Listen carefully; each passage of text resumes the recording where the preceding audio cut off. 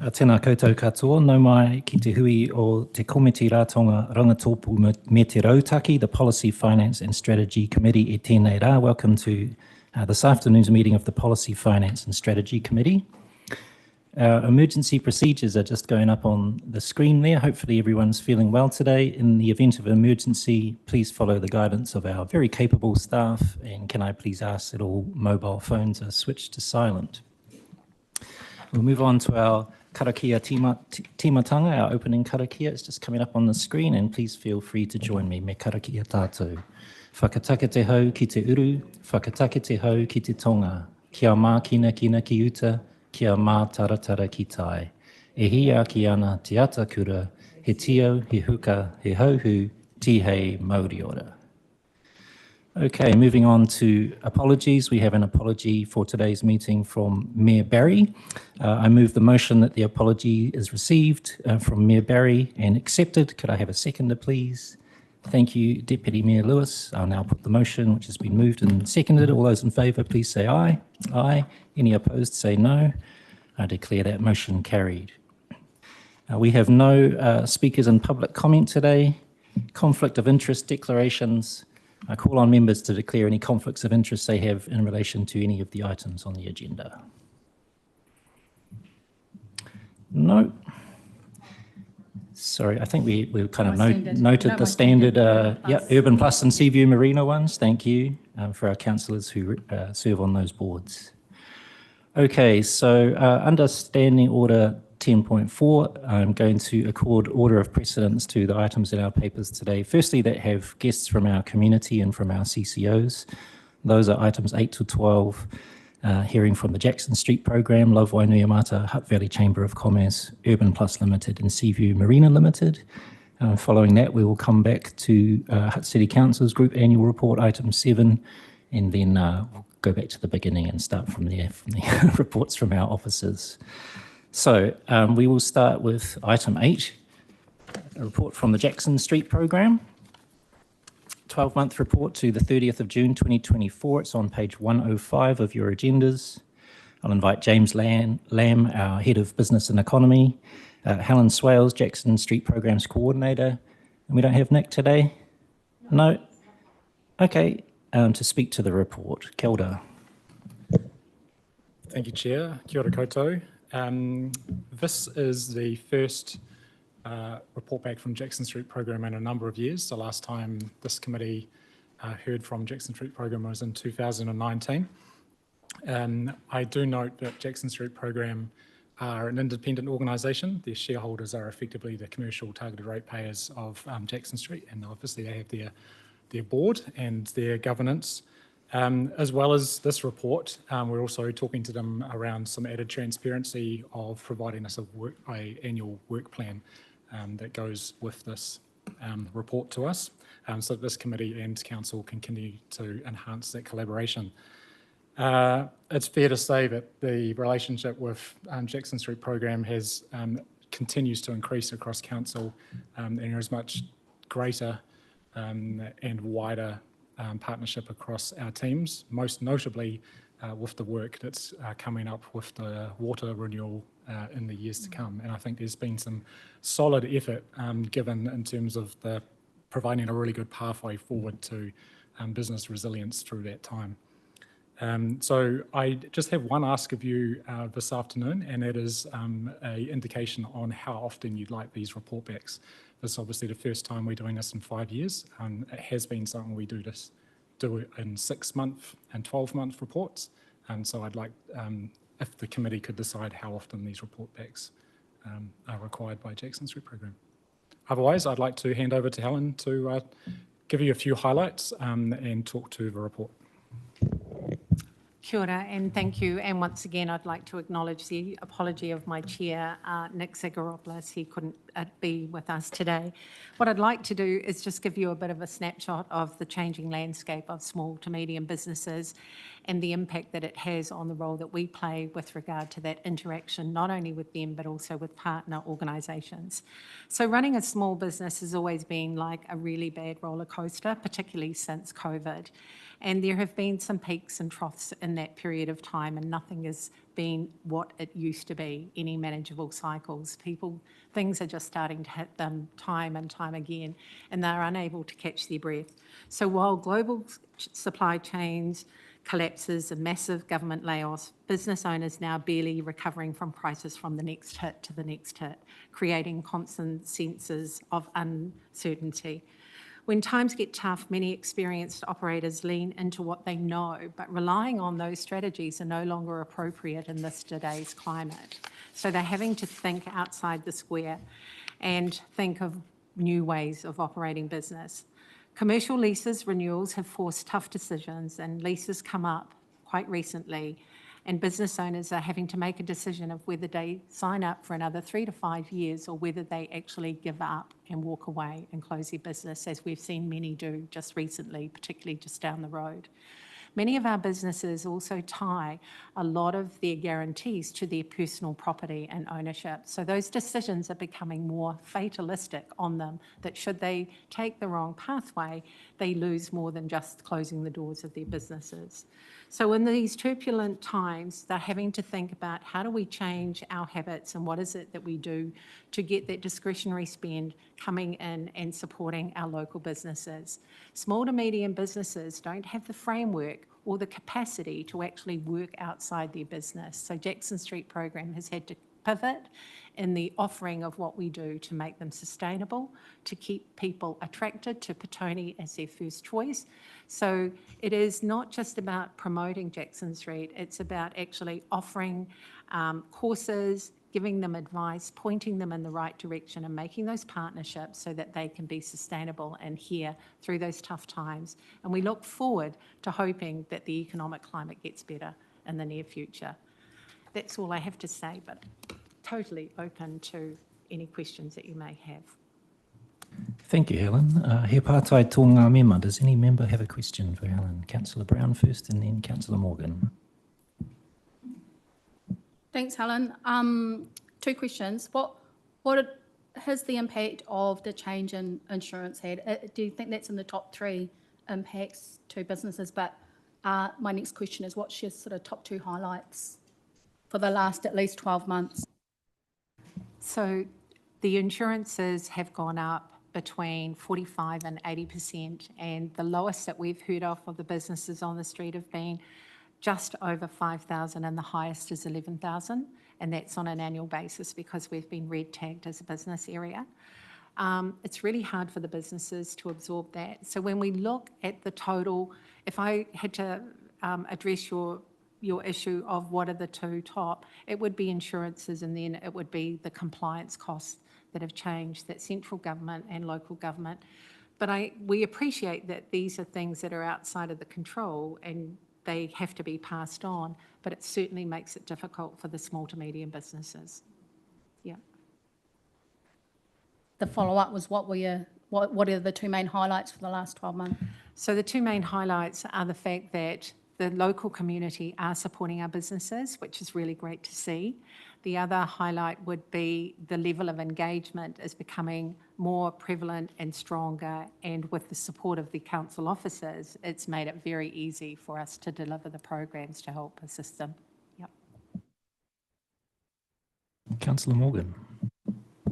Kia ora, Helen, thank you for the report. It's always good reading about the positive things that are happening, which is really encouraging. I do have a couple of questions though, and one is just wondering, and now, because I did look back to find other reports, but now it all makes sense, there were no other reports, but just wondering, given our financial strains currently, that there isn't a financial budget attached to this narrative, do you know why there isn't one, or is that important, or?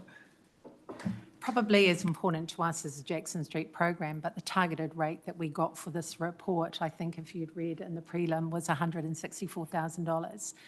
We go up every year according to CPI. The cost of us opening and operating our businesses, I think we put the case forward when we asked for an increase in our footprint, which was that just because we own our own building, we have rates, we have insurances, as well as the cost, just like any small to medium business. So out of the $184,000, we have about a $25,000 surplus. So the rest is the cost to open up the door.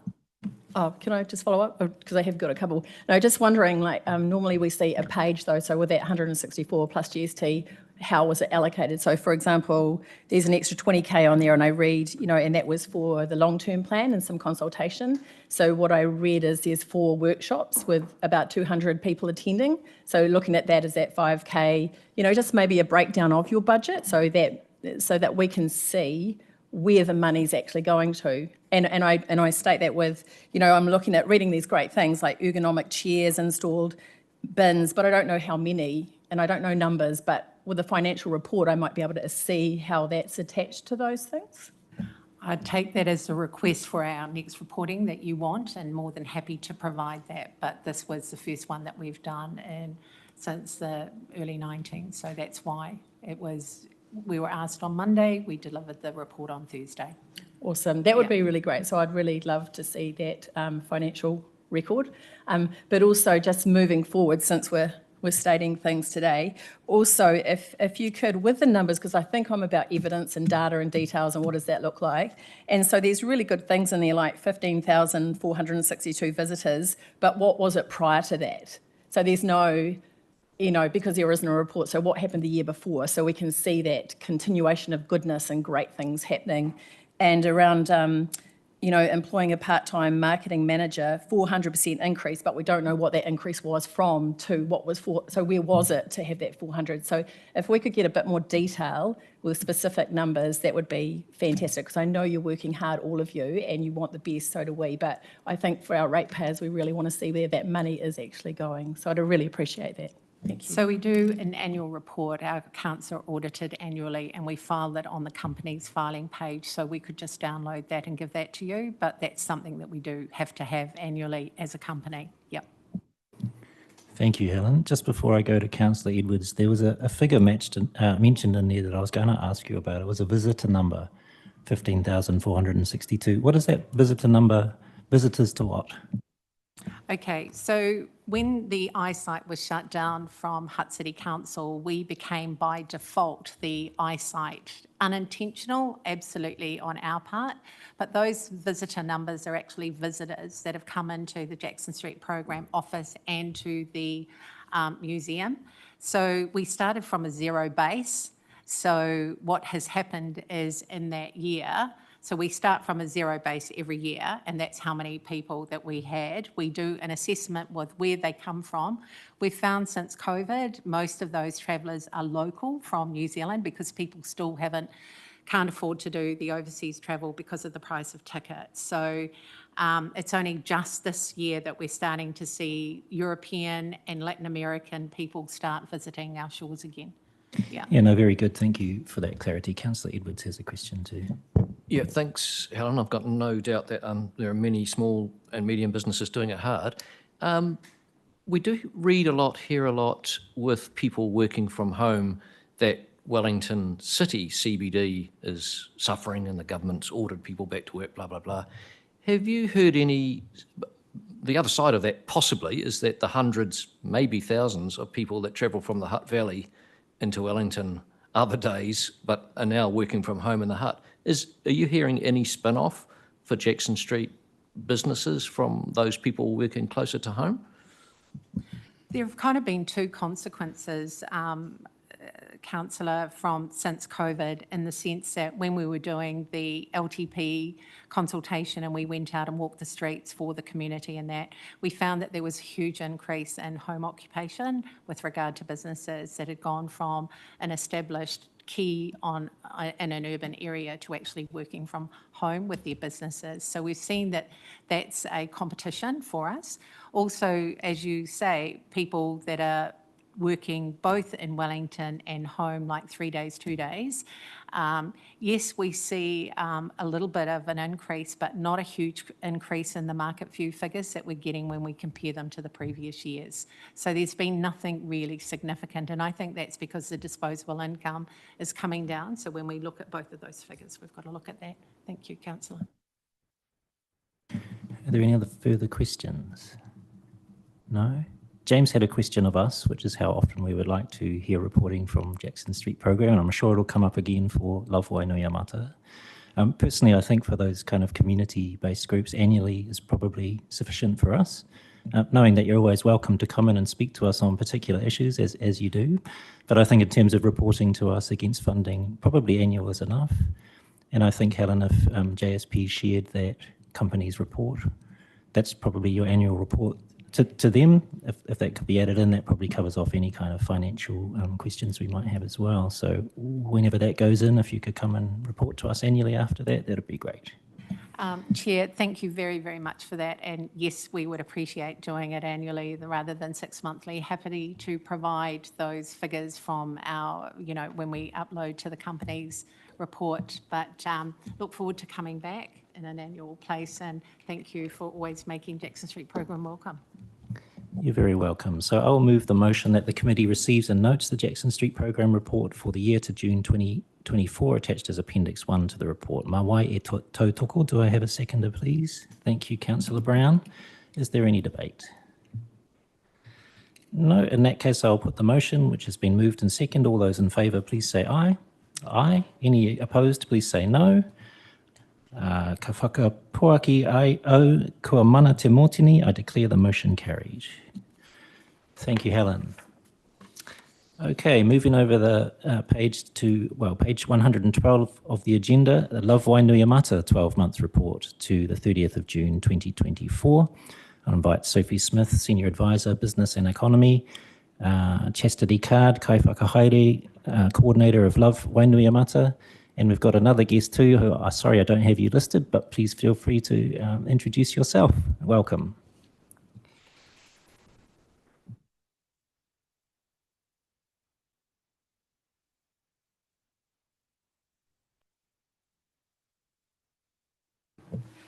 Tēnā koutou katoa, sorry we're having technical issues. Oh, cool. Kia ora everyone, my name is Sophie, and I'd just like to mihi to Chastity and Nikki, who are coming over from Love Wainuiamata to speak to their report. This is the first annual report for Love Wainuiamata in 3 years.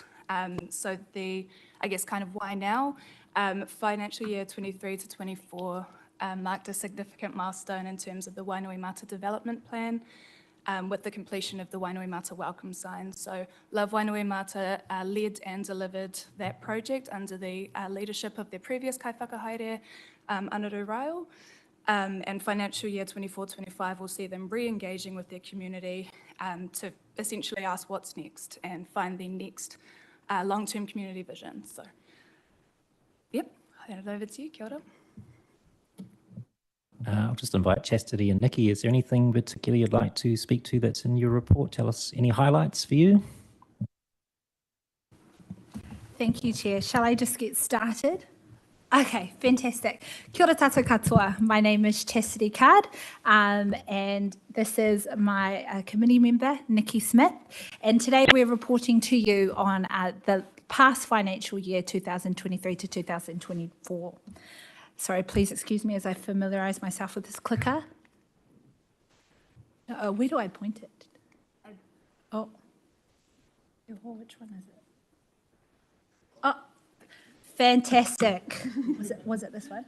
It might be. Oh, thank you. Wainuiamata, what a place to be, live, grow. As you know, Wainuiamata's demographic is changing because lots of young families want to raise their family there. Not just families, but even Maida Tenas recognise this. And as you know, they're building a new building in our backyard. So there's lots of business opportunities with this growing population. Now, Love Wainuiamata works off of the 2015 development plan. That's a 20-year plan. On that, all the actions have been completed bar one. In 2023 in October, under the championship of Anaru Ryle, this hill sign was completed. This took 8 years into conception, and it has the community footprint from conception to the final design and sign that you see today. The impact of this hill sign is that it builds on community cohesion, reinforces a sense of belonging, and enhances Wainuiamata as a destination for visitors. Where else can you find a welcome sign like this in a suburb in the lower North Island? What I love about the Hillside particularly is that we went out as a competition for design. That was, the successor was Tamariki Ferguson. The po were donated by local businesses and transported by local businesses. The carver was also local and still works for Te Rito Maioha Training in the Wainyamata Marae.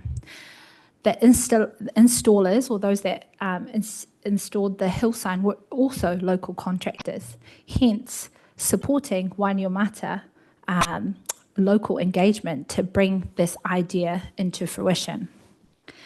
Another key strength of ours is events delivery. A few key pillar events in Wainyamata that we host is Matariki.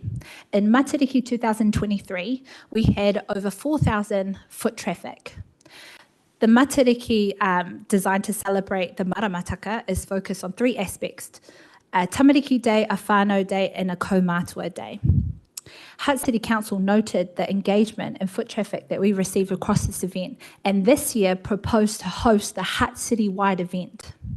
Matariki history within Wainyamata has 8 years of community collaboration and engagement to bring constant delivery to community, and has been fantastic. As you can see in impact, it strengthens our community relationships, boosts local economy, and builds a strong foundation for future cultural events. Another pillar event is Christmas in the Nui. Christmas in the Nui started in 2018 on recognising to celebrate the Christmas spirit, not everyone has dollars in their pockets. So the social services within Wainyamata said, hey, what are we going to do about that? We'll provide a free whānau event. So it doesn't matter if you've got $2 in your pocket, holes in your pockets, or many dollars in your pockets. You can come along and celebrate with your whānau Christmas in the Nui. All the services and activities are free. The only thing you'll be paying for is for store purchases, even a free sausage sizzle, which is fantastic. This is a key event within Wainyamata, and it leaves a positive ripple effect on future community engagement and participation with our Wainyamata initiatives. To help bring these events into fruition, we have key partners. As you can see on the screen, these are some of the partners that I've only worked with within the last 4 months. Imagine the many years that Wainyamata and the businesses that we've collaborated with to bring lots of these events to life. The landscape currently, let me paint you a picture. We have a population of 22,000. We have one fantastic ward councillor, and unfortunately, recently, there's been a disestablishment of community boards. Well, where does that leave us? For the next, because we've completed all the actions on the 2015 development plan, in conversations with council officers, we said, well, what's next? What's next for Love Wainyamata? They said, hey, go ask your community. So we did. We were given a baseline of 100 to 200 surveys.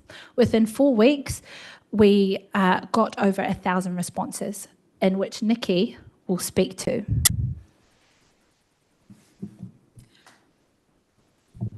Tēnā koutou, ko Nikki toko ringoa. I am a member of the Love Wainyamata Committee, and it's my pleasure to be presenting alongside Chastity here today. So my part of today's presentation is a quick look at the surveys that we have done with the committee over the last sort of 5 to 6 weeks, and sharing some of the findings and the initial emerging opportunities that have come from looking at survey results. The Revitalised Wainyamata survey was split into 5 distinct sections, each with a specific area of focus, and each section within that had 5 to 6 prompts for community members to consider, and we asked community to rank their thoughts on each of these issues on a scale of 1 to 5, 1 being it's not very important to them, 5 being it's extremely important. And each section also included an area for community to write free-flow comments so that we could capture what was top of mind for them. Next slide, please. Yeah, so as Chastity has said, we've had over 1,000 of these surveys completed. 40% of the surveys came in through doing an online form. 60% of surveys came in through grassroots engagement activities. So we engaged at local community events through key community groups such as the Wainui High School, engaging with Grey Power. We also ran a community barbecue outside Countdown. And in engaging in this way, it was important to us to engage in this way because it ensured that we got a really good representative view of our community. We were able to target our students, our rangatahi, as well as our kaumātua. And as you'll see in this graph, these are the age representations of people that we have spoken to. So one of the questions in the survey was asking people how long they had lived in the Wainuiomata community, as well as their age. So we hope with further analysis of survey data, we'll be able to develop a strategic plan for the future which incorporates the different viewpoints the demographics of our community have. What have we found so far? Our initial findings. Looking at what was ranked extremely or very important to our community, 84% of people said healthcare services, education facilities, and public transport and infrastructure was very or extremely important to them. 72% of people, sorry, I've jumped ahead. 75% of people said housing affordability and access to quality healthcare was important. On the next slide, we'll see 72% of people wanted to see more farmers markets and local craft fairs, more family-friendly events, and noting that those are the kinds of things that bring vibrancy to our town centre and to our community. And 66% of people wanted to see improved local infrastructure and enhanced promotion of the area to support current businesses operating within the Wainuiomata suburb, as well as with a view to attracting more businesses to come and join us. So comments were invited on the survey. 20% of people, so 1 in 5 people, wrote comments on their survey forms. Some of them were really detailed comments and they touched on many areas, and other people just wrote 1 or 2 things because they were the top of mind issues for them. We've taken a look initially at those bits of feedback, and we've come up with sort of some key themes on what people were touching on in that in their comments. The top 5 themes here are represented by about 60% of comments. So we know that they're the top of mind issues. Next slide, please.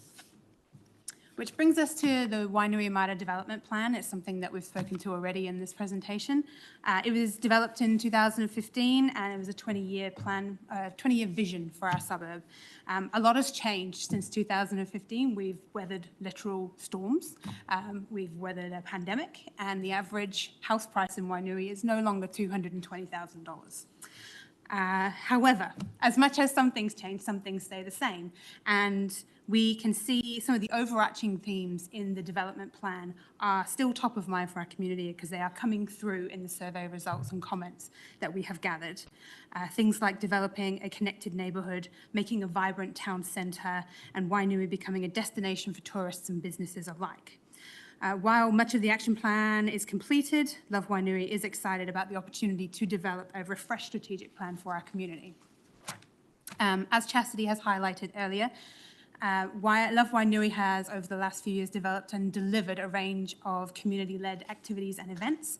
Now, work on the ground to date has been effective because it engages and connects our business community and connections with other kaupapa in our community. We see that in the future, Love Wainui will have work plans and activities in each of these areas. And both that will build on the aspirations expressed in the development plan and in our survey results. We know that to be truly transformative for our community, each work in these areas must be interconnected. While we are still to develop a full strategic plan, Love Wainui will be advocating for some additional resources to help us grow our on-the-ground team, our FTE resource, so that we can address aspirations in the business development plan and community advocacy spaces. One of the future work streams that we are excited about bringing online is this idea of a community navigator or community advocacy. As the community continues to grow, there's a clear need to ensure that our local amenities, our environment, and the voice of the community is well represented at all levels. Initial survey findings tell us that over 2/3 of people have ranked recreation space as extremely or very important. That's my cell phone. Sorry, it's 2:30. It's reminding me to go and pick up my children. Sometimes you get too stuck into your work and, sorry, where was I? So 3 out of the 5 top themes identified in additional feedback speak to issues that require ongoing advocacy. As noted earlier, with the disestablishment of the local community board, Love Wainui is well placed to step into an ongoing community advocacy role. Next slide, please. Another possible work stream looks at developing Wainui as a destination, which will be key to the growing of our local economy. This future work stream requires key collaborations between local business, council and community stakeholders to be effective. Destination Wainui, calling it so far, has 2 strands: promotion of the area as well as support for existing businesses. Outcomes could include things like increased visitation to Wainuiomata, more dollars are spent in our local community, and additional businesses and hospitality outlets could move into the area due to this increased opportunity. Last slide.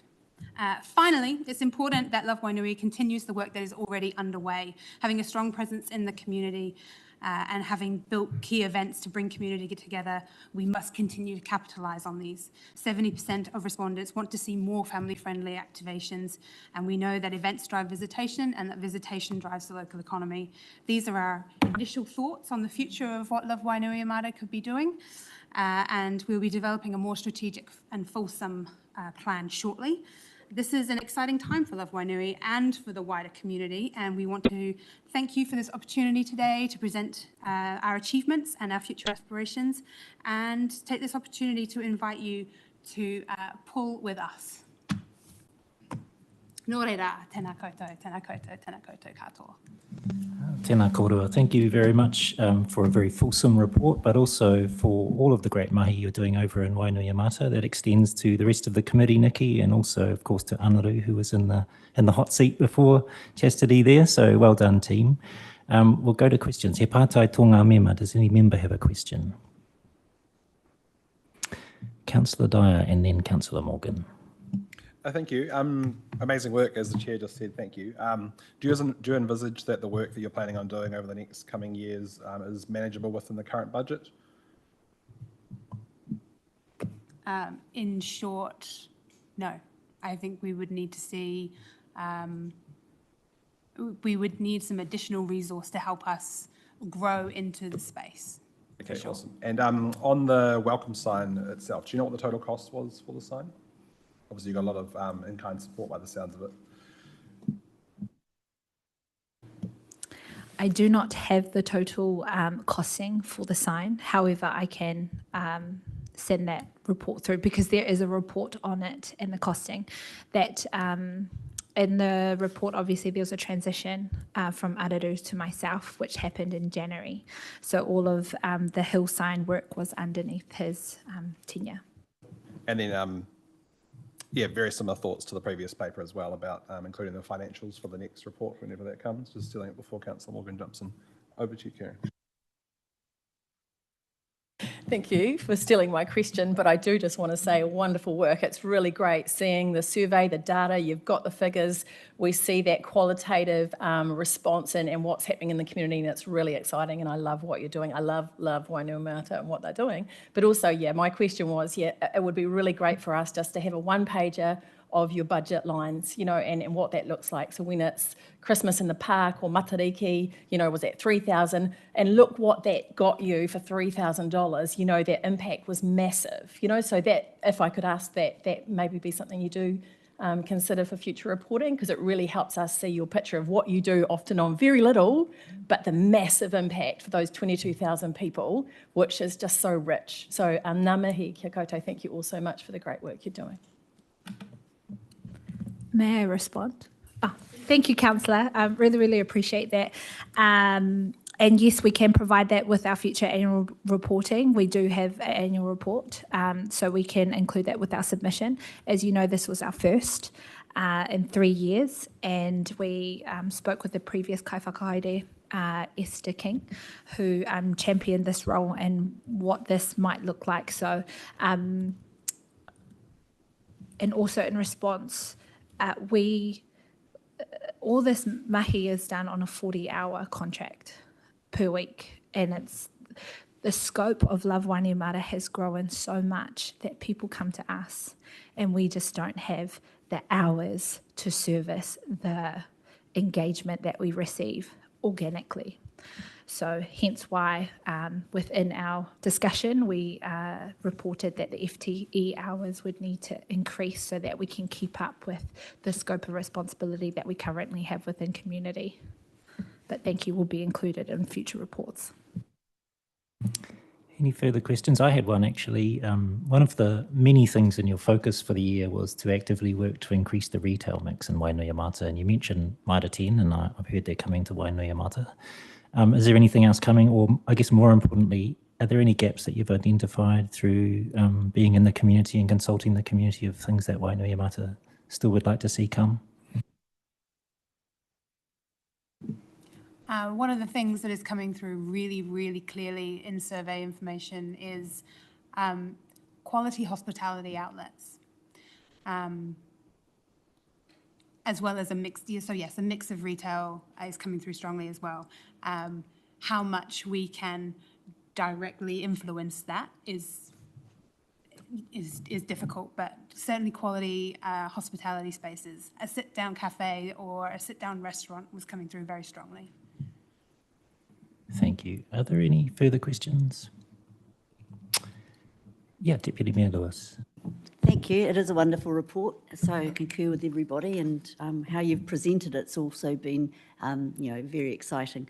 I just wondered, in your next round of surveys, could you ask residents where they currently, do their shopping, to find out where they're actually going to and where they do get the things that you're wanting to come in to the valley, just to find out where they're actually spending their money and travelling. Thank you. Thank you, Deputy Mayor Tui Lewis. Yes, we can include that. We are surveying the community every 3 years to ensure that our plan is current. That's the advice we've received from a council officer, to go out every 3 years. So we can definitely include that, and I'll make note of that for the next 3 years. Thank you. Thank you. Are there any more questions? No. In that case, I will move the motion that the committee receives and notes the Love Wainuiomata report for the year to June 2024 attached as Appendix 1 to the report. Mā wai e tautoko. Do I have a seconder, please? Councillor Morgan, thank you very much. Is there any debate? Councillor Brown and then Councillor Dyer. Thank you. Kia ora, Love Wainuiomata. I just want to acknowledge the work that's been done by Love Wainuiomata. It's been a long journey, and when the Love Wainuiomata engaged in the first survey, the landscape of Wainuiomata is that we were losing businesses. We had poor business confidence. We had a high school that the role was reducing, and we had houses that we didn't have a lot of people coming in. In that time, we've had a lot of change, and Love Wainuiomata has played a big role in that, of supporting the Queen Street renovation. It was one thing us investing in it, but the actual return on investment has been the resulting efforts of Love Wainuiomata. You saw some of the things, Matariki, Christmas in the Nui, they are massive events, and Love Wainuiomata's critical role has been helping to source funding that's not from council. So these are funded, but they are funded by all the groups they keep putting up. There's a constant request for funding, and they've been premier events, and they've been almost completely funded by philanthropic or businesses. So I noticed that wasn't mentioned too, but that's a big part of it. And the way forward is bringing that business confidence. And in the first business breakfast that Love Wainui Mata hosted, we had 90 people there. So there's definitely that return on investment for us. I also want to note that for all of that mahi that's done, there's one 40-hour contract, and the rest of that is all voluntary work. So I just want to congratulate you on all the work that you've done and continue to do for Wainui Mata. Kia ora. Thank you, Councillor Brown. Councillor Dyer. Yeah, I wanted to touch on the very similar point about how much sort of leverage you've got from local businesses and local residents to sort of partner with you through your mahi, and that the value that you bring to your community far outweighs the cost to ratepayers. And I do actually see quite a lot of crossovers here of the value that you're adding to some of our other community boards have done around the city. Obviously, we're going through a bit of change at the moment, but the resident survey, other community boards do exactly that, and obviously they're being disestablished. So Love Wainui Mata could be sort of the starting point for some sort of future model to potentially replicate elsewhere, because I think the work you're doing and the amount of value you're providing, definitely outweighs it. But obviously, it's hard not to forget that we don't have a Love Stokes Valley or a Love Eastbourne or anywhere else, but we are going to need something because we are getting rid of the community boards and we've committed to finding a new system that works. But this may be one that works for Love Wainui Mata. It might not be replicatable everywhere, but I think the work you're doing is amazing for your community, so thank you. Any further debate? No, in that case, I will put the motion, which has been moved and seconded. All those in favour, please say aye. Aye. Any opposed, say no. Ka whakapua ki au, kua mana te mōtini. I declare that motion carried. Thank you very much. Our next item is item 10, Hutt Valley Chamber of Commerce 12-month report to the 30th of June 2024. It's on page 126 of your agendas. I invite James Lamb, our Head of Business and Economy, and Patrick McKibben, Chief Executive Officer of the Hutt Valley Chamber of Commerce, to speak to the report. Tēnā korua. Tēnā koutou. Thank you, Mr. Chair.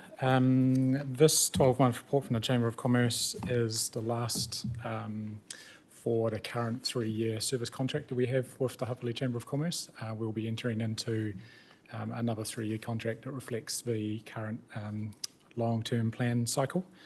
I know I say this every time, but like all the other business groups we work with, we really do treasure and value the partnership with the Chamber of Commerce. I think I was just talking to Patrick the other day, and I asked him pretty squarely, so how is it, what proportion of your time do you spend on your members or the city?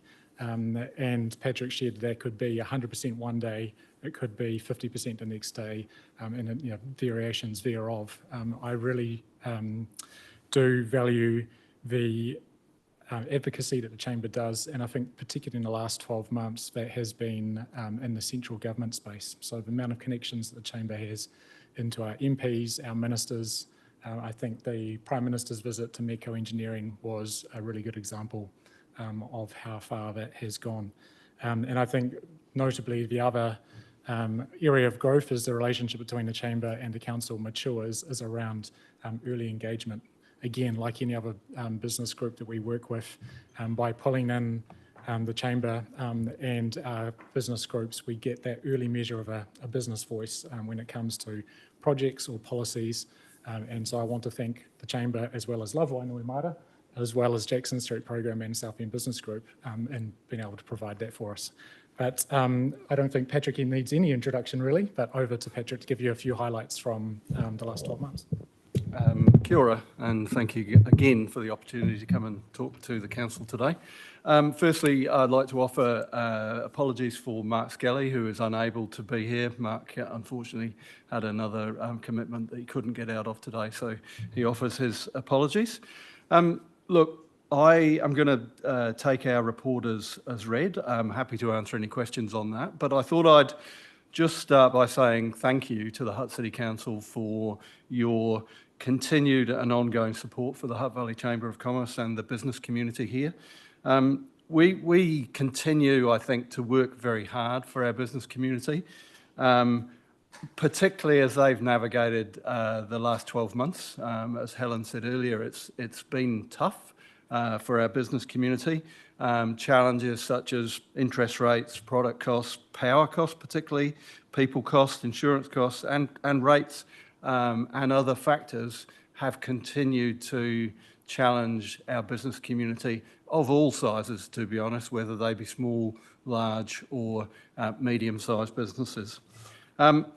What is heartening, though, is our recent business confidence survey has shown some optimism for the next 12 months, but probably not until mid-2025 when that might start to show its head. So there's a lot to celebrate about our business community. I had the pleasure of spending a day with some councillors on Friday, and that was I love going to businesses. I get a lot of value out of it, and I love taking other people to see our business communities. And although I'd been to all of these businesses before, it showed me again that there is new things to learn, new relationships to build, and new things for us to work together on. So our businesses continue to produce great quality food and beverages, parts for Rocket Lab, new power sources for a piece of equipment going to Mars, tracking items for hospitals, vaccines are in development, and we support the autoimmune industry through some of our businesses all over the world. So there's a lot to celebrate, and we have lots of many businesses beyond that are working really hard every day to create jobs, create income for them and their business, and support people across our communities. So there's a lot of good things going on. There's a lot of challenges, and there is a lot more work to do to support, encourage, and celebrate our businesses. And we look forward really to working closely with James's team and the wider council over the next 12 months. Thank you. Thank you very much, Patrick, and thank you for organising that visit for us on Friday. For those who could attend, it was very interesting. And we'll go to questions. He pātai tō ngā mea. Does any member have a question? Councillor Brown.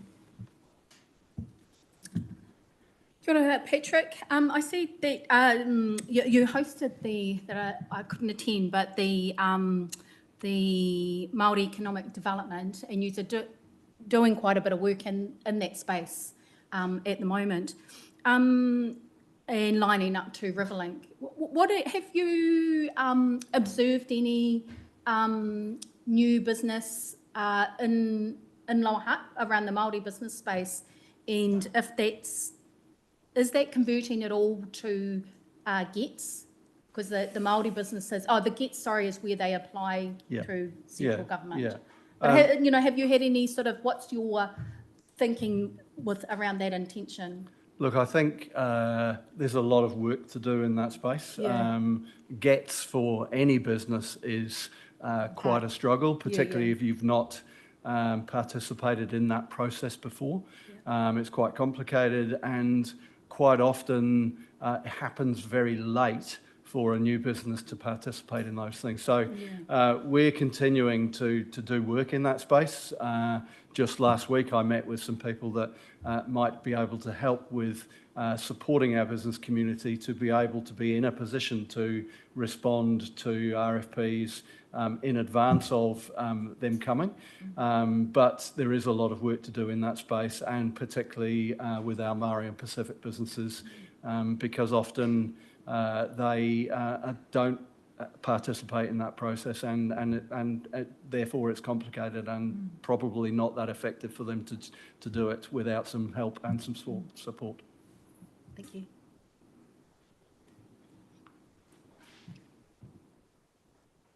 Thank you. Are there further questions? Councillor Edwards. Can I just say from the start, I think we get fantastic value from the Chamber for the relatively modest amount we give you guys in a grant.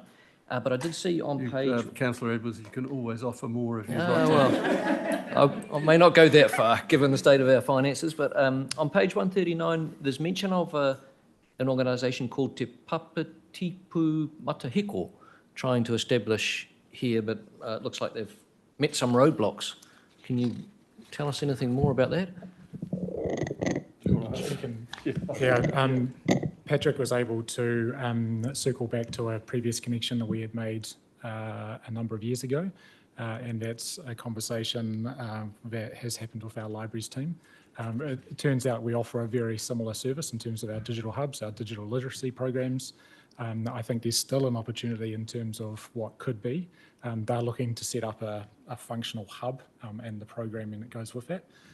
And so I think that's still something that we can revisit in the longer term, but in terms of the immediate offering, that's something that our library programs do. But I think it's also a case of the audience in which they intersect with is still is not an opportunity. Any further questions?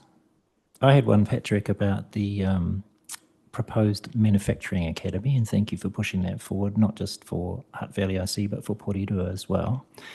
And I think these kind of pathways that the Chamber of Commerce is putting between school and various jobs in our city are great, particularly for keeping young people here.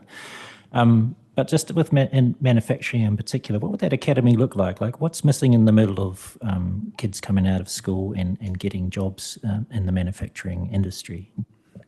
So I think there's a whole range of things. Awareness is probably quite low. So our work, for example, that's sponsored by JP Morgan around our Skills for Mahi work, that's all about the awareness of our manufacturing and engineering capability. So we're taking students to see some manufacturers, to engage with the people, to understand what skills and competencies they might need as they travel through their education, and actually to inspire them that there are these jobs often right next door. So we took some students from Nainai College to see Resine Paints, for example, and that facility is pretty much right next door to the Nainai College, but very few of them had actually been inside. What was really interesting is they saw quite a lot of their family there at, or close relations. So it was a nice way of introducing them to some work and some opportunities. And even within that factory alone, there are people using robots. There are people doing lab tests. There are people doing logistics. There are people doing production. So there's a whole range of different jobs in a place like that we can showcase to our young people. Our engineering academy at Nainai College is continuing. It's two years. It's supported by Trades Academy funding. And we will continue that next year. We have 2 schools now participating in that. So we had our first student this year from Hutt Valley High School, but most of the students come from Nainai College. And that's all about introducing our young people to a hands-on 27 credit course at NCA Level 2 that is connected to the world of work and manufacturing in our region. And that's absolutely what's needed to showcase and build awareness and a connection between our young people coming through our education system to show that there are jobs there are apprenticeships there, and there are pathways to university or further education that can support those businesses through their life. Councillor Morgan. Kia ora. I actually have a kind of a bigger question. So this isn't aimed at you at all, Patrick, but I do want to say thank you so much for all the work you've been doing for us as councillors of late and connecting us with businesses, but also reading the report, so excellent, particularly around that rangatahi space and what's going on. Very exciting. So ngā mihi kia koe. Thank you so much. Just in respect to the economic development and these initiatives that we've got going. So this is probably more aimed at you, James, but maybe not for an answer right now, but I just want to highlight it. It's also about that social investment. For every dollar, what does that do? What does that bring to a community and to a city? And that's a really important space. We look at Love Wainui-Mata, they're getting 105,000. But we see and hear and read the social investment. We have the Jackson Street program that are getting 164,000 plus GST. And then we have the chambers that are getting 125,000 for the whole city. So I guess my question to maybe pose to you, for not an answer now necessarily, is with an equity lens on, how do we ensure that we're looking at equitable programs across our city?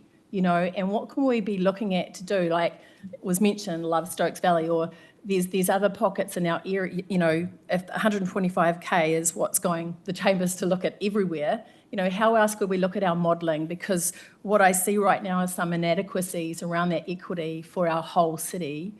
So it's just something to pose for you to think about moving forward. How could we look at that to be looking at everybody and different programs and models? So yes, a little challenge, but not a horrible challenge, I hope. Certainly, and I think the other opportunity is for Hutt City Council to develop a clear economic development strategy. I think we look back to 2016 where we had that plan. We haven't had anything since 2020. We've certainly learnt a lot around the economic wellbeing space, and we can see other models across New Zealand that have been quite effective. And so I think it's, even with Sophie's work in procurement and alongside the Chamber in terms of that early engagement work and upskilling of businesses and what have you. So I think I'd really welcome the opportunity to present my leadership and you as elected members, the potential for that. And I think also as part of it, the Chamber has been working on what is a 10-year action plan, we're going to call it, a vision and action plan for a Hutt Valley business community. And so I think within that, there will be a partnership opportunity for both the Council and the Chamber to be two core players in there. I think if I can just speak to the kind of equity and outcome piece, particularly of our early intervention around our education system, because we were just talking to MSD about this last week. There is some evidence which does point to these types of programs delivering a $5.10 for every dollar invested.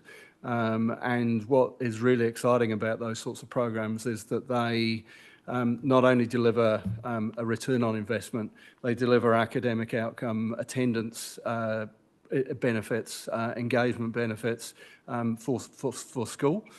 They also deliver lower instances of youth crime, of drugs and alcohol within our community. And that's all got to be good for a whole range of different factors and entities within our community that those sorts of things go on. So, you know that I'm very passionate about that work and we will continue to do that work and continue to work with MSD to provide that kind of capability within our community. Thank you. Any further questions? No, in which case I will move the motion that the committee receives and notes the Hutt Valley Chamber of Commerce report for the year to June 2024, attached as Appendix 1 to the report. Mā wai e tautoko. Do I have a seconder, please? Councillor Edwards, thank you. Is there any debate? No, I think all the comments have been made, Patrick, but thank you. Always a great report for us to read who aren't so deeply involved in the business community as you are, of course, and thanks to not just to you, but to your team and board as well. I will now put the motion, which has been moved and seconded. All those in favour, please say aye. Aye. Any against, please say no.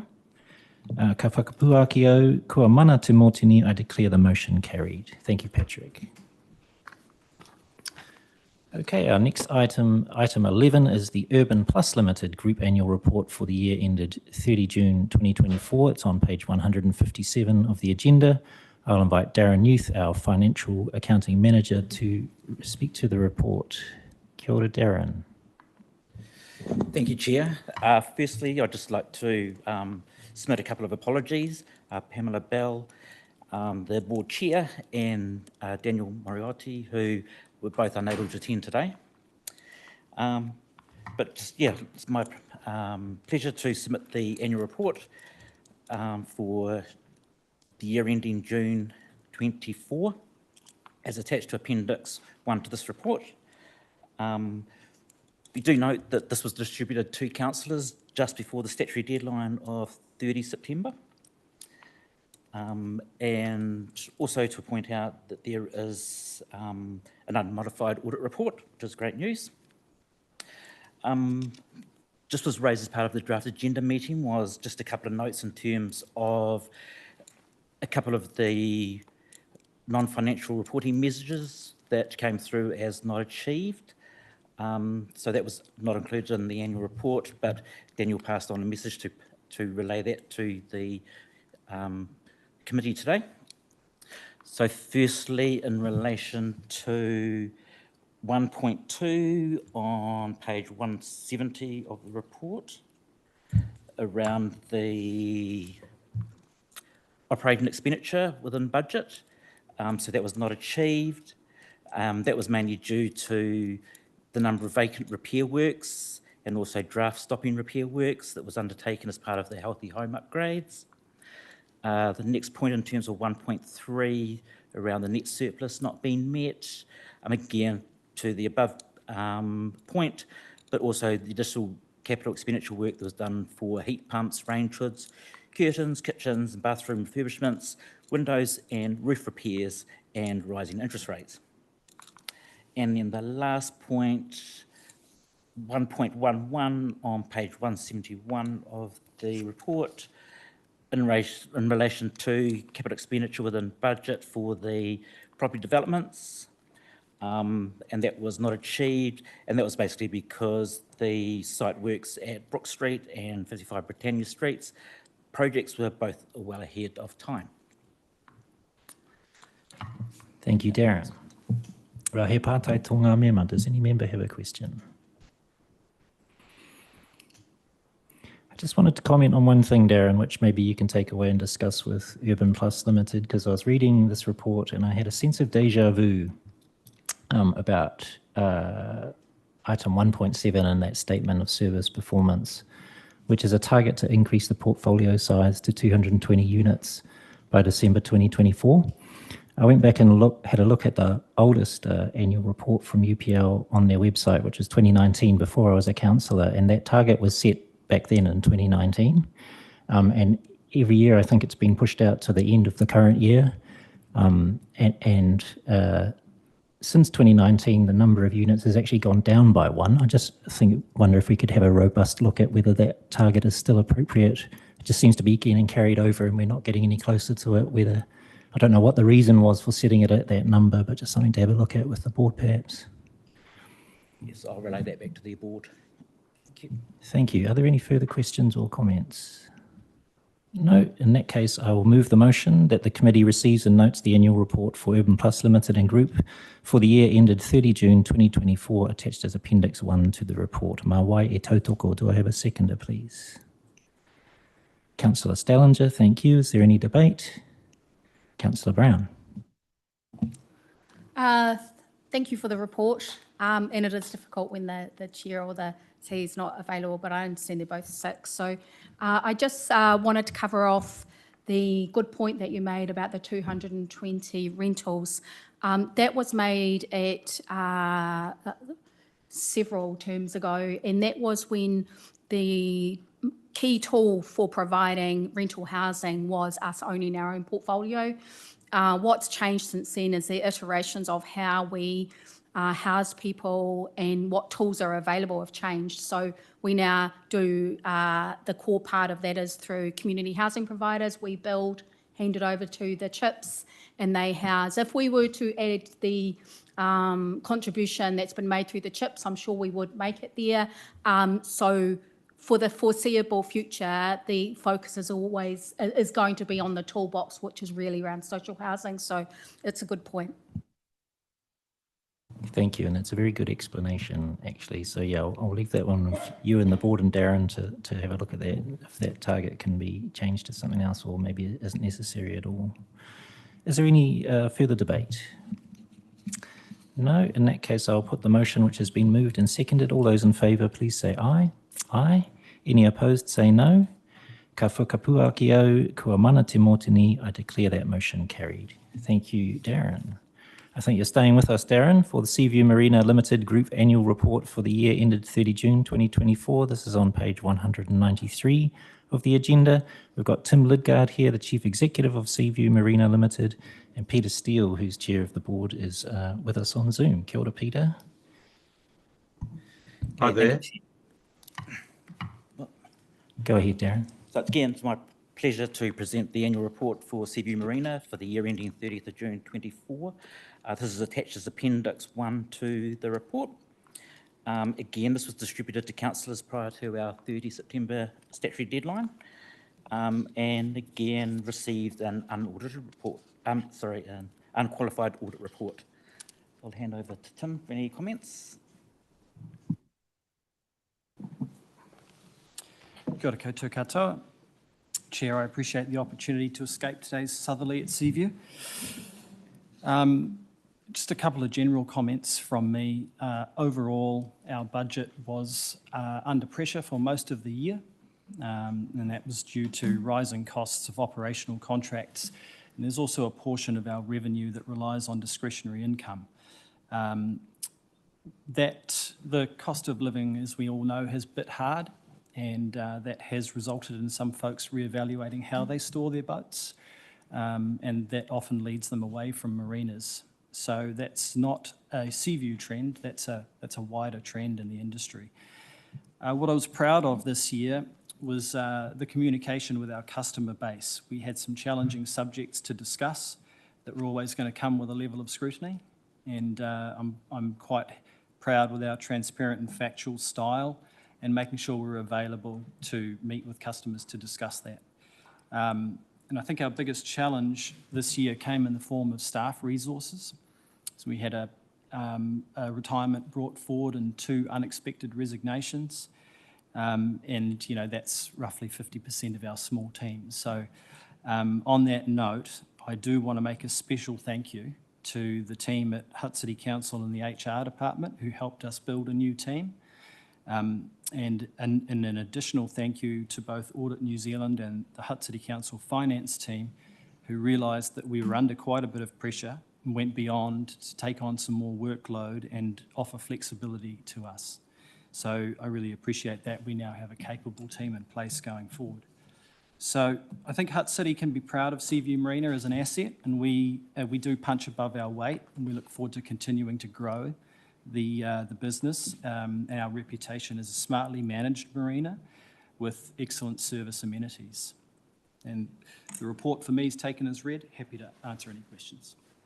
Thank you. And Peter, I'll just give you the opportunity to, if there's any comment you'd like to make at this point. No, I think that Tim has summed things up quite well. There've been a few challenges this year, but with the help of the team and also the council's team, we have addressed those, and the organisation is looking well placed for the coming year. Thank you very much. He pātai tō ngā mema. Does any member have a question? I will kick us off, Tim. You made an allusion to a comms challenge. I think that was around fees, and it may be covered in the report, but could you just remind us what that conversation you're having to have with some of your customers is? Yes, so that relates to a decision made 3 years ago, a little over 3 years ago, to introduce 2 tiers of pricing. And it became evident through financial modelling and the long-term plan process that the synchronisation of those 2 tiers needed to happen this year. Thank you. Councillor Dye, did you have a question? Yeah, and I think it's your one. You talked about how Seaview Marina will fare in the district plan review. Just wondering if you're having good conversations with our district plan team and you're comfortable with the work that's progressing there. Obviously, we're notifying our plan in December this year. Just keen to hear your thoughts on it.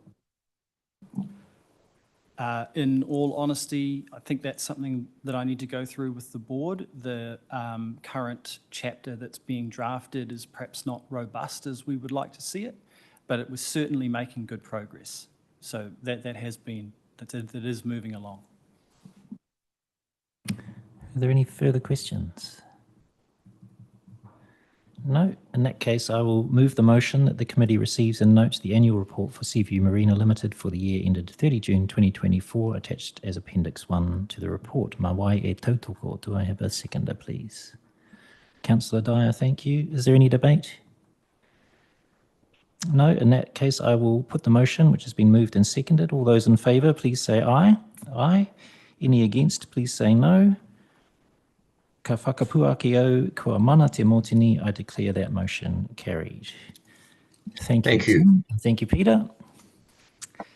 We're going to go back now to item number 7, which is Hutt City Council Group Annual Report for 2023 to 2024. It's on page 101 of the agenda, although the report itself is in a supplementary agenda paper. And I'll invite Harman Singh, our Advisor, Strategic Planning and Business. We've still got Darren Youth, Financial Accounting Manager, and we have John Whittle as well from Audit New Zealand. Kia ora, John. Harman, would you like to kick us off? Kia ora. Kia ora, Mr. Chair, and kia ora koutou councillors. I want to start by acknowledging the great work of all the officers on this project. We are here to review the latest design draft of 2023 and 2024 annual report, which is attached to the papers. This week, we will focus on incorporating any final feedback and making small adjustments. We need any feedback from you by close of business on Wednesday the 16th. And feedback can be sent through elected members' email channel. I'll hand over to Darren for further updates. So just in terms of the current status, so the annual report is currently with the audit team who are making the final reviews and some minor adjustments before we finalise the proof. One of the major matters that came out of this current year audit was in relation to the valuation of our council assets as at 31 May 2024, and with particular focus on the 3 water assets. The annual report currently reflects an average increase of about just under 200% movement in the 3 water assets. And there's a number of factors why that's at that level. So there were new valuers appointed in the current year. This was WSP. So the process has been more in depth than we've experienced in the past. But there's also additional information that Wellington Water have been able to provide, which has been improving over time in terms of like condition assessment, depth of information, which has an impact on the valuation. There's also been a large amount of work undertaken to validate the underlying unit rates, including a peer review by GHD and comparisons with other councils. As I mentioned before, there are a large number of factors that impact on the valuation, including market conditions within Wellington, relating to supply of materials, supply of skilled workforce, the terrain which we have to work in, and also the procurement model that we follow, which is quite unique with Wellington Water. The auditors have an internal committee which will be meeting on Friday to evaluate where we've landed with the 3 water assets, and I'll leave John to perhaps comment on that if possible. In terms of other matters that are outstanding, so we're still waiting for Wellington Water's final annual report, at which point we'll consolidate a share of their profit into the group.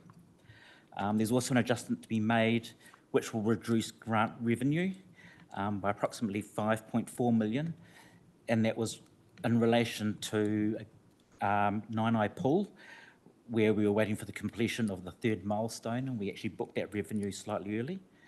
And following that, we'll be finalising the tax. So I'll hand over to John. Thanks, Darren. Yeah, so that's right. We're still in progress of completing our work. Hopefully by the end of this week, we'll be substantially through, including all the reviews. We do have a meeting on Friday, and that's just bringing together all the councils under, and within the region. We're just comparing what we've seen in the valuation reports and our understanding of the reasons for the increases, etc. And then we will, I guess, finalise our conclusion about in terms of where we have landed with the valuation. So at the moment, it's just in progress, but we hope by the end of the week to have concluded that work. Thank you, John. We'll go to questions. He pātai tō ngā mema. Does any member have a question? Councillor Stallinger. I did note about 6 very minor items, but I'm happy just to provide those to the officers after the meeting. I don't think they warrant a discussion here. Thank you. Any further questions? I'm going to ask one just to reiterate, Harmon, when was the deadline for people to get such changes through to you? Yes, please. If I could get feedback from all of you by the close of business this week, Wednesday, I would really appreciate that. And just on a closing note, the final version of the annual report will be submitted to the subcommittee and then to the council on October 29th. Thank you, Harmon. Are there any further questions? No? I'll encourage people to send through any minor stuff from the report through to you. I've already done that before the meeting today. So thank you for all the work that's gone into this. It's a huge report with lots in it. So I know it's just not just you guys, but all of our officers as well. Thank you for the report. It's shaping up very nicely. I will move the motion that the committee, 1, reviews the draft group annual report to be separately circulated and provides officers with feedback to incorporate into the final version by 5 p.m. Wednesday. 2, notes that the draft group annual report is currently with the auditors for final review, and 3, notes that the final version of the 2023-2024 annual report will be reported back to this committee for final endorsement on 29th of October 2024 before being considered by council. Mawai e tautoko, do I have a seconder, please? Thank you, Councillor Stellinger. Is there any debate? No. In that case, I'll put the motion, which has been moved and seconded. All those in favour, please say aye. Aye. Any against, say no. Ka whakapuaki au, kua mana te mōtini, I declare that motion carried. Thank you very much. So now we're going to go back to the beginning, to item number 5. 5. Recommendation to Council, 29 October 2024. New Zealand Local Government Funding Agency Annual General Meeting. It's on page 8 of the agenda, and I welcome Jenny Livschitz, Group Chief Financial Officer, to speak to the paper. Kia ora, Jenny. Oops. Kia ora. Thank you, Chair. So this paper's in relation to the upcoming AGM for the Local Government Funding Agency that's in November. There's basically 4 key areas of Council's position on decisions that are going to be made at the AGM. 3 of them are pretty much business as usual, and then the 4th one is a little bit different. So the 4 items are the director appointment, shareholders council members, directors' remuneration increases, and then the 4th one is that LGFA foundation policy changes. And just talk briefly to that 4th one, which is a little bit different. There were some recent government announcements about changes in relation to local water done well. And within that was an announcement about growth councils enabling an uplift in their capacity to borrow. So basically lifting that net debt to revenue ratio that's currently in place. So from a 280% to up to 350%. And so there's some information around that piece in for the AGM to basically enable the board to be able to put that into action. The focus really is on enabling growth-related infrastructure and the councils that are struggling in that space. So it would be the likes of Tauranga, Queenstown, Hamilton, and so on. There is also mention in the documents about potentially also supporting a council that's got some kind of short-term emergency assistance for financing needs, that they'd also use this piece in the foundation documents to enable that emergency funding. So that's an important piece as well.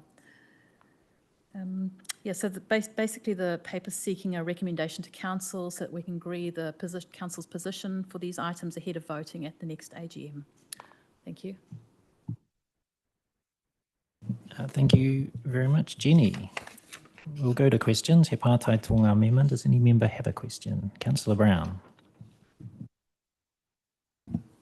2 questions. One is, how often are the director fees reviewed? And is that in the last round was it agreed across the board to increase them by 3% based on the CPI? From memory, they were reviewed last year. We actually agreed to vote against that, but overall the vote was to increase them. I think the key thing here is that they're trying to keep them up with market expectations, and do an annual adjustment this year ahead of the broader market review. And my follow-up question is, will there be clear guidelines around what is the standard for emergencies? Because each year, you know, but there's big emergencies happening. So will there be clear guidelines around what we can do with that upper limit on what is emergency? Is that intended for emergency management, or will we be able to use it like for Seaview wastewater treatment plants or something like that? So I expect there will be further guidance, and we can certainly ask LGFA for further guidance. They've also offered to come and speak to the council with any questions you may have. So, but as I understand it, it's more about any councils that's really struggling with their overall debt, that they're starting to hit those limits. And so if they have an emergency event, like a weather event or earthquake or something, and suddenly need to draw down some money, that would be the intention, to be sort of a responsive emergency type of assistance. So it's not sort of for more smaller scale things. I think it's for big events generally. That's the intention there. It does enable the board to sort of take a case-by-case basis depending on the scenario and what happens. So I think there's lots of flexibility in there. Thank you. Are there any further questions? No. In that case, I will move the motion. The recommendations on page 8, I'm not going to read them out because it's quite long. Mā wai e tautoko. Do I have a seconder, please? Thank you, Councillor Morgan. Is there any debate on this one? No. In that case, I'll put the motion, which has been moved and seconded. All those in favour, please say aye. Aye. Any against, please say no. Ka whakapuakio kua mana te motini. I declare that motion carried. Moving right along to item 6, it's New Zealand Local Government Funding Agency 2024 Annual Report. It's on page 39 of your agendas, and Jenny is with us to speak to this report as well. Kia ora, Jenny. Kia ora, thank you. So we've got the annual report for LGFA presented here. I'll just reference their purpose statement. It says, benefiting local communities through delivering efficient financing for local government. And so the annual report's really telling their story of how they are achieving that purpose statement. There's details around their finances, which they've delivered a bigger profit for this last year. You can see there's information around the amount of borrowing that they're giving to the sector, organising for the sector. So it increased to $6.1 billion, 56% increase over the last year. So, you know, they're doing a huge amount of work supporting the sector to enable efficient and effective borrowing practices. They've got a good, strong credit rating, AAA credit rating, which is great to see. And I just can't resist pointing out, they do highlight some information about Hutt City Council. So on page 58, it's nice to see the story about our Nainai Pool and Fitness Centre, because we've got a green loan from them to finance that. And on page 60, they talk about our climate action loans, where we're one of the first in the country to get approvals for that as well. And they're keen to come to the opening of Nainai Pool, just by the way. Thank you, Jenny. He pātai tō ngā mema. Does any member have a question? No. In which case, I'll move the motion that the committee notes and receives the Local Government Funding Agency Annual Report for the year ended 30 June 2024, attached as Appendix 1 to the report. Mā wai e tautoko. Do I have a seconder, please? Thank you, Deputy Mayor Lewis. Is there any debate? I was going to point out the same thing as you, Jenny. Always good to see Hutt projects in there, not just our own council ones, but there's some regional council Riverlink work there too in Lower Hutt. Good high profile in there. And yeah, this report of course captures a pretty significant upswing in lending to local government sector, 56% in the last year, showing that councils are, you know, increasing their investment in infrastructure quite a lot across the country. Is there any further debate? No. I will put the motion, which has been moved and seconded. All those in favour, please say aye. Aye. Any opposed, say no. Ka whakapuakio kua mana te motini. I declare that motion carried. We're going to move now to item 13. It's an information item, the Policy, Finance and Strategy Committee Forward Programme. It's on page 233 of your agendas. Just get there myself. He pātai tō ngā mema. Does any member have a question about that? No. In that case, I'll move the motion that the committee receives and notes the draft forward programme for 2024 attached as Appendix 1 to the memorandum. Do I have a seconder, please? Thank you, Councillor Edwards. I now put the motion which has been moved and second. All those in favour, please say aye. Aye. Any against, say no. Ka whakapua ki au, kua mana te mōtini. I declare that motion carried. Item 14, questions. I have received no questions. Item 15 is our closing karakia whakamutunga. Me karakia tātou. Unuhia, unuhia, unuhia i te uru tapu nui. Kia wātia, kia māma, te nākau, te tinana, te wairua i te ara takatū. Koia rā e rongo, whakaerehia, āki ki runga. Kia wātia, ai rā, kua wātia, hau pai mairiri. I declare this meeting closed at 3:25 p.m. Thank you very much.